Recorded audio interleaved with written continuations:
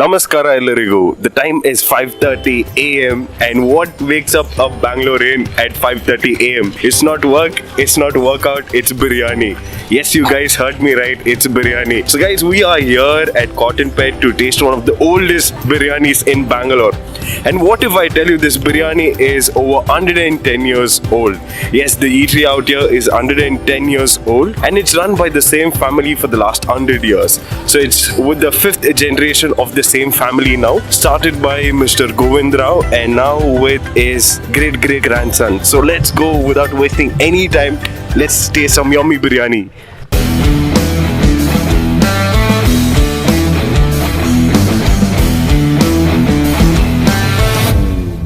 Welcome back guys, I'm at the 111 years old Govind Rao Military Hotel. My long uncle shot and a failed haircut might not impress you.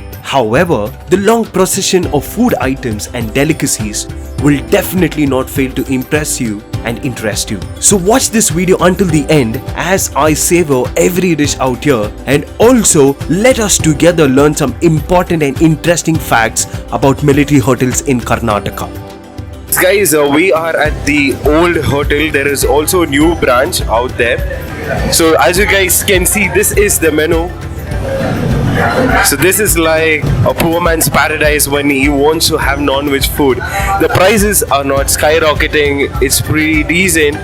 And I guess with 500-600 rupees, you can pretty much try all the items that's available out here. So this is the workforce that we have. Everyone's busy, ready to serve people.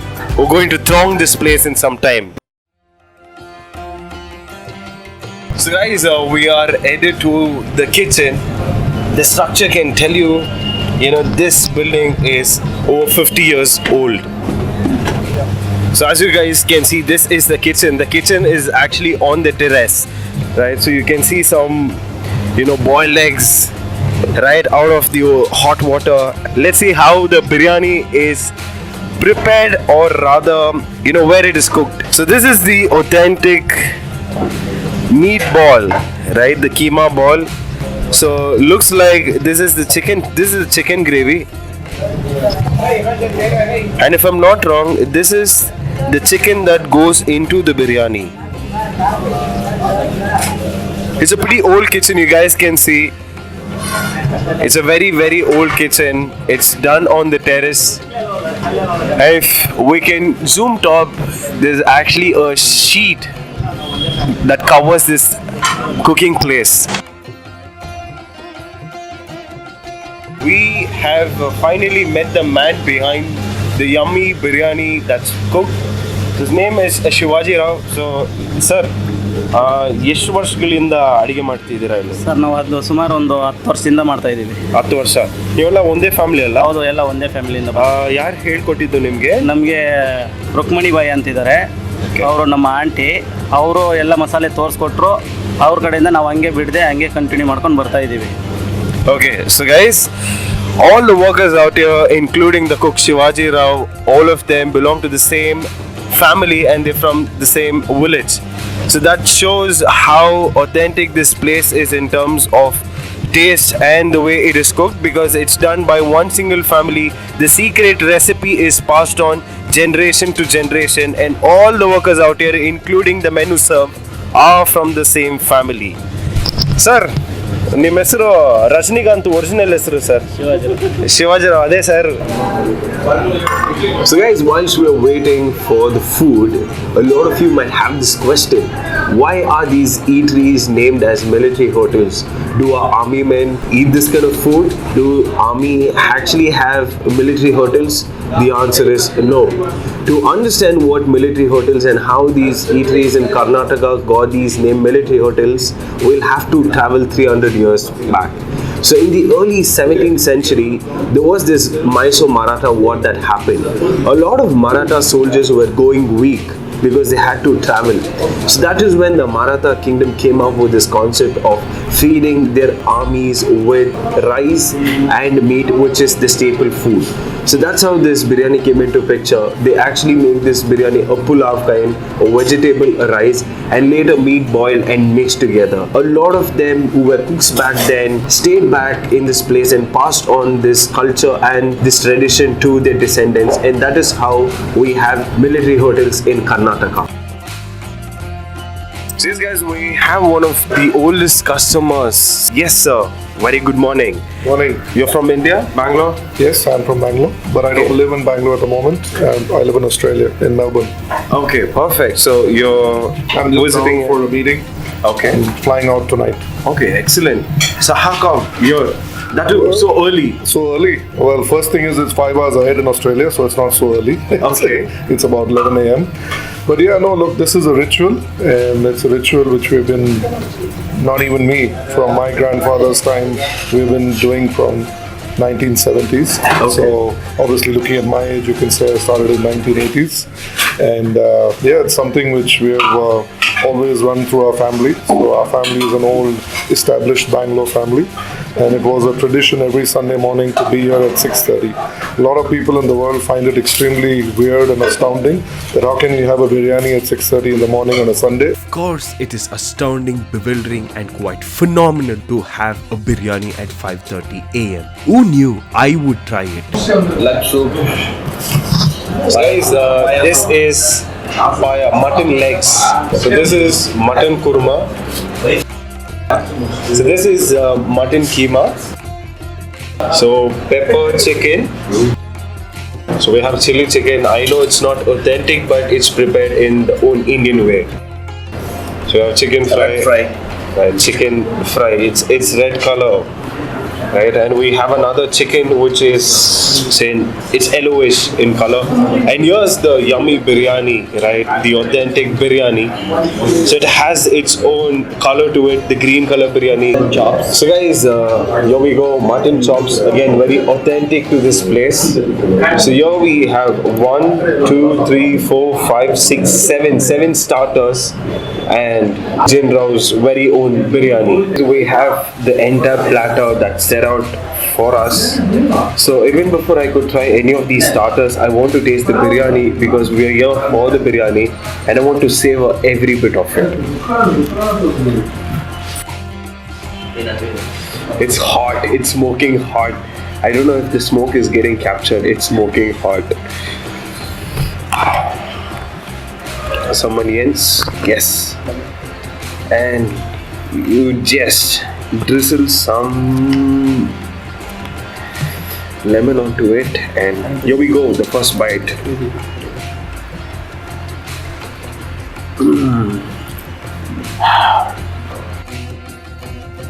It's hot, so yes, let's add some mutton gravy.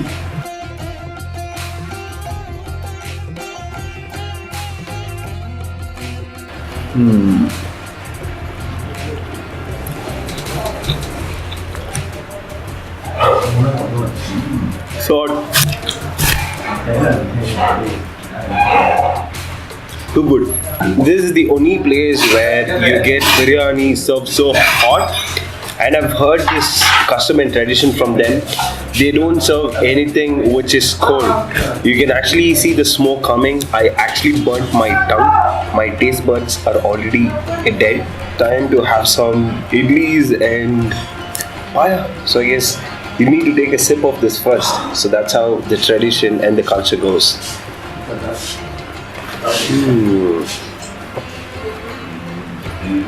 Actually, I have cold, and I guess this is more like a medicine.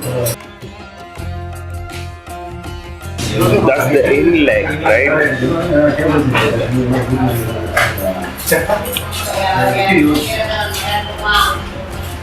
Nice.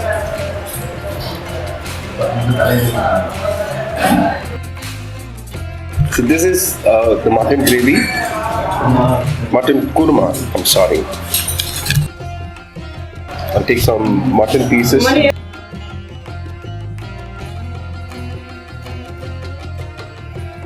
The kurma is watery, it's not that thick, it just flows. I'm actually going on a mutton spree first. This is mutton chops. The mutton is not overcooked. It's not undercooked. It's perfectly cooked.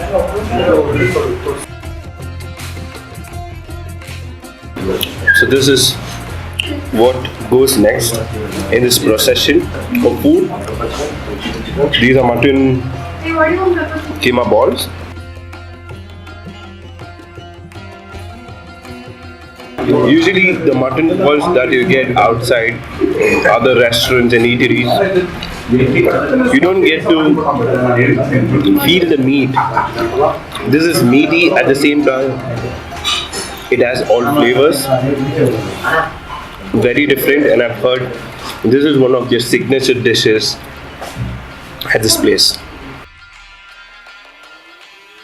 You can actually see the huge chunk of mutton that's there in this meatball, and it goes like that.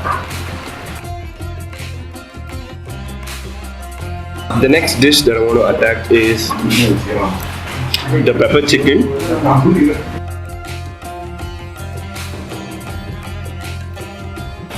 Oh, yummy. You can actually feel the rich flavors of chicken and pepper. It's odd, but eatable. So this is chili chicken, not the Chinese way, but cooked in the Indian way. So it's a red chicken fry. This is divine. I guess this is the chicken that one has to die for. This is outstanding. So the final starter, chicken masala.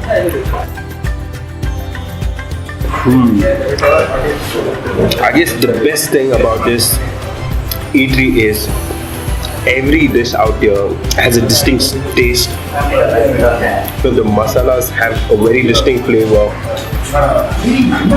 and you can differentiate. That's the best part. Usually when you have a huge meal like this with different items, some flavors might overpower the other flavors, but here I guess every dish out there has its own distinct taste, and that's why this place is an iconic place, and you have customers for 4-5 generations still marching to this eatery.